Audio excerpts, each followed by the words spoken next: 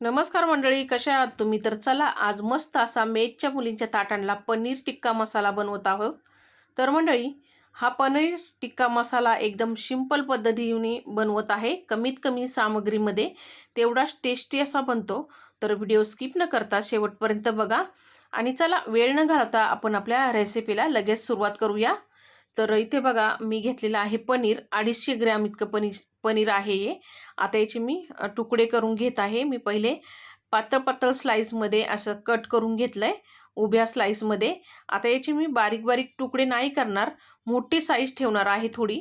तुम्हाला जर हवे असेल तर तुम्ही बारीक तुकडेही करू शकता, पण पनीर टिक्का मसाला बनवायचा आहे तर थोडेसे मोठे मोठे पीस ठेवायचे, म्हणजे पनीर टिक्का मसाला टेस्टी बनतो. तर अशा पद्धतीने बघा मस्त. आणि ज्यावेळेस आपण हे शालो फ्राय करायला जाऊ त्यावेळेस ते पनीरचे तुकडे पडणार नाही आहेत. छोटे छोटे असेल तर ते तुकडे पडतात लगेच, मोठी साईज असेल तर मस्त असे शालो फ्राय होतात. तर इथं मी एका प्लेटमध्ये काढून घेतले. आता गॅसवरती मी पॅन गरम करून घेतलेला आहे आणि त्यामध्ये आपल्याला तेल टाकून घ्यायचं आहे. मी 4 चमचे इथं तेल टाकून घेतलेलं आहे पॅनमध्ये.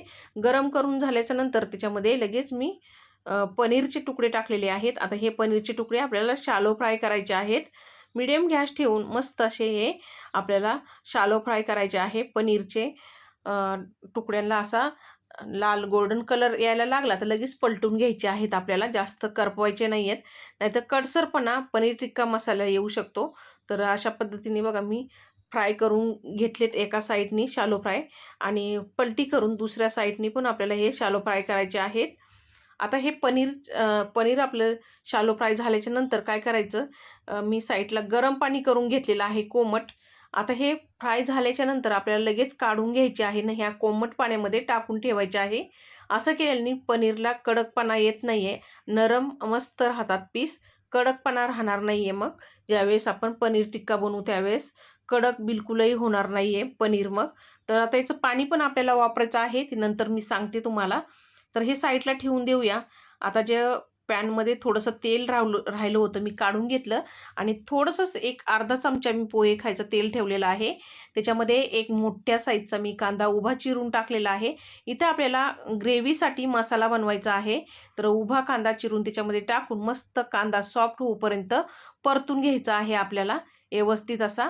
तर इथे बघा कांदा व्यवस्थित असा आपला सॉफ्ट व्हायला लागलेला आहे. तर लगेचच मी एक मोठ्या साईजचा पिकलेला टमाटर त्याच्यात कट करून टाकलेला आहे. कांदा टमाटर चांगला आता आपल्याला परत सॉफ्ट करून घ्यायचा आहे चांगला मस्त असा, म्हणजे जो मसाला आहे आपला तो खमंग होतो मस्त चांगला, आणि टेस्टी आपला पनीर टिक्का बनल मग. तर त्याच्यावरती झाकण द्यायचं थोड्या वेळ, आणि हे कांदा टमाटर आपण सॉफ्ट करून घेतलेला आहे. आता कांदा टमाटर सॉफ्ट झाल्याच्या नंतर याला मिक्स करून घ्यायचं व्यवस्थित असं, आणि गॅस मात्र लगेच बंद करून टाकायचा. आता हे थंड करून घ्यायचं आपल्याला कांदा टमाटर, आणि त्यामध्ये आपल्याला लगेच काय करायचं, लसूण आणि अद्रक टाकायचं आहे. तर मी इथे बघा एक कांदा इतका लसूण सोलून घेतला होता, आणि 3-4 तुकडे अद्रकचे टाकलेले आहे बारीक बारीक कट करून, आणि थोडी कोथिंबीर टाकलेली आहे देठासकट टाकायची, म्हणजे ज्या दांड्या आहेत कोथिंबीरच्या त्या पण घेतलेल्या आहेत, आणि मिक्सरला फिरून याची प्युरी तयार करून घेतली. मग मस्त असा कलर आलेला आहे प्युरीला. तर आता पॅनमध्ये मी जो पॅन आहे तो साफ करून घेतला आहे थोडा, आणि नंतर त्यामध्ये 3 चमचे इतकं तेल टाकून घेतलं, आणि जी प्युरी करून घेतली होती मिक्सरला ती त्याच्यामध्ये टाकून मस्त मीडियम गॅस ठेवून हा जी प्युरी आहे ती खमंग तेल सेपरेट होईपर्यंत आपल्याला परतून घ्यायची आहे. तर मस्त अशी परतून घ्यायची ही, म्हणजे आपली जी पनीर टिक्का मसाला आहे टेस्टी होतो. ह्या मसाल्यावरतीच पनीर टिक्का डिपेंड असतो. जर तुम्ही मसाला चांगला बनवता तर टेस्ट पण तेवढीच पनीर टिक्काला छान येते. तर इथे बघा मी 1 चमचा घरगुती मसाला टाकलेला आहे, 1 चमचा काश्मीरी मिरची पावडर, 1 चमचा धना पावडर, अर्धा चमचा हळद, आणि अर्धा चमचा मी इथं खडा मसाला टाकलेला आहे. खडा मसाला मी बारीक करून घेतलेला आहे. मी अख्खे खडा मसाला बिलकुलही याच्यामध्ये वापरलेला नाही आहे. तुम्हाला हवे असेल तर तुम्ही वापरू शकता.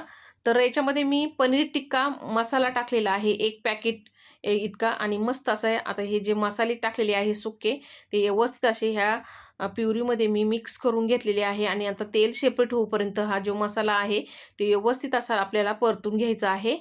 आता इथे बघा मस्त असा मसाला आपला खमंग परतून झालेला आहे तेल सेपरेट होईपर्यंत.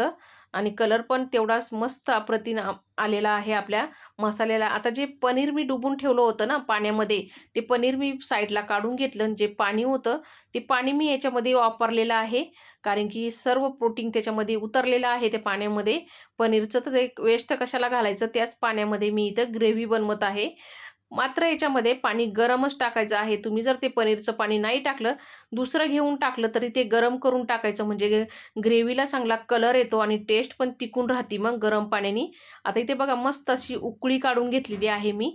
तर पनीर मसाला आपला तयार झालेला आहे इथं. तर त्यामध्ये चवीनुसार 1 चमचा मीठ टाकायचं आहे. पनीर टाकायच्या आधीच मीठ टाकायचं, म्हणजे पनीरला मीठ लागणार नाहीये, नाहीतर मग खारट होतो. पनीरच मीठ शोषून घेतं आणि जे आपण जी ग्रेव्ही बनवलेली आहे त्याच्यामध्ये मिक्स होत नाहीये मीठ. जर पनीर टाकल्याच्या नंतर जर मीठ टाकलं तर. मग मीठ टाकून नंतरच पनीर टाकायचं आहे. आता उकळी काढून घेतली मीठ टाकल्याच्या नंतर आणि पनीर मी त्याच्यामध्ये सोडून घेतलेलं आहे. आता व्यवस्थित असं मिक्स करायचं आणि आता याच्यावरती आपल्याला झाकण ठेवून मीडियम गॅसवरती 2-3 मिनिटं चांगली उकळी काढून घ्यायची आहे. तर मी इथे बघा झाकण देऊन 2-3 मिनिटं मस्त अशी उकळी काढून घेतलेली आहे स्लो गॅसवरती.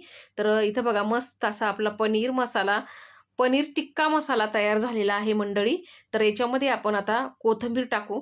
तुम्हाला हवं असेल तर तुम्ही याच्यामध्ये अ, कसुरी मेथी बी जरा थोडीशी रोस्ट करून टाकायची, क्रश करून हाताने. ती मस्त अशी टेस्ट येते. तर माझ्या मेटच्या मुलींना कसुरी मेथीचा फ्लेवर आवडत नाहीये. तर मी सर्वांनाच नाही, काही जणींना आवडत नाहीये आणि तेच डब्बे मला आज आलेले आहे म्हणून मी काय कसुरी मेथी टाकलेली नाहीये. तर इथं आपला पनीर टिक्का मसाला रेडी झालेला आहे मंडळी. तर या तुम्ही पण खायला आणि भेटूया पुढच्या व्हिडिओमध्ये. तोपर्यंत मस्त खा, स्वस्त राहा. धन्यवाद.